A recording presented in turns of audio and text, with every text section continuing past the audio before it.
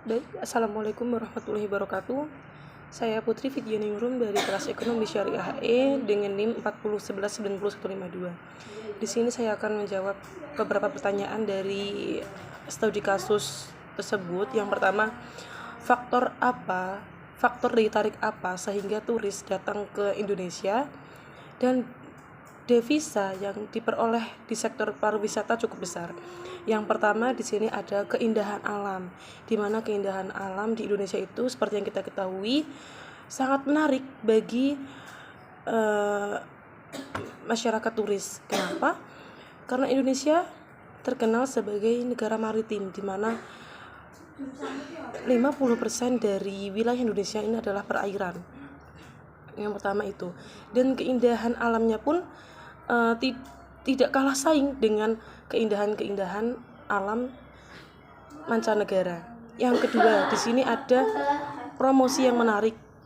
Banyak sekali media-media yang mengeksplor wisata Indonesia sehingga para turis ini mengetahui dan berminat untuk mendatangi wisata yang ada di Indonesia.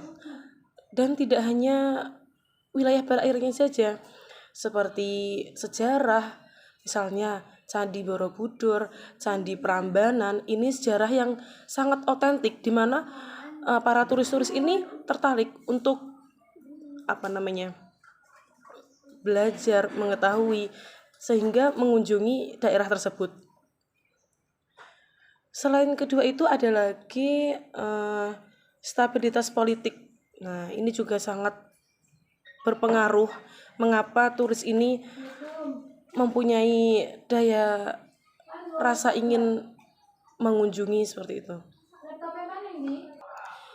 Jadi menurut saya ini ada 3 faktor, 3 daya tarik sehingga para turis ini mengunjungi wisata yang ada di Indonesia. Nah,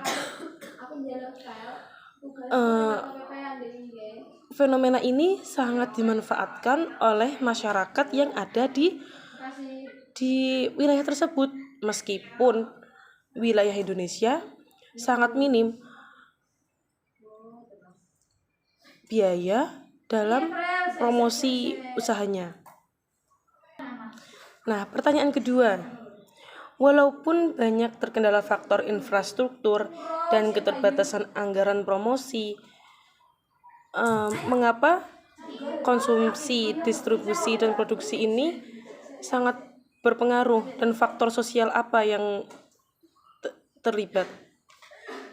Nah, di sini pada studi kasus dijelaskan bahwa akses jalan menuju daerah-daerah tujuan wisata diam-diam belum menjadi perhatian pemerintah.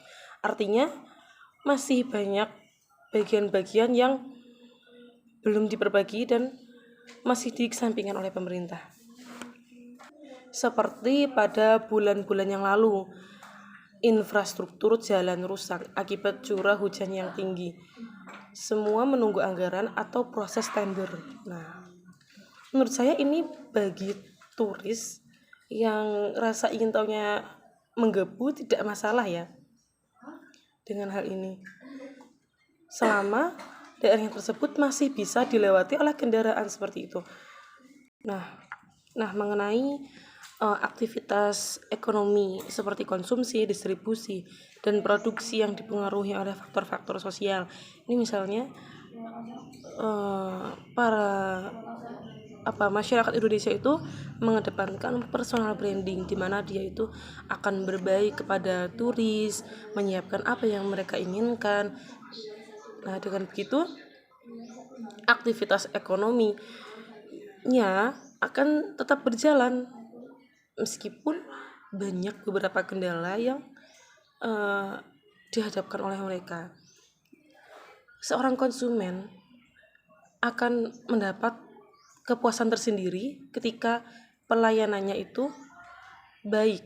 Beda sekali dengan ketika seorang konsumen ini mendapat pelayanan yang kurang baik. Ya. Jadi yang dikedepankan masyarakat Indonesia itu pelayanan seperti itu. Lalu ramah tamah, nah itu juga sosial. yang membuat para turis ini puas. Dan menurut data, tidak sedikit para wisatawan ini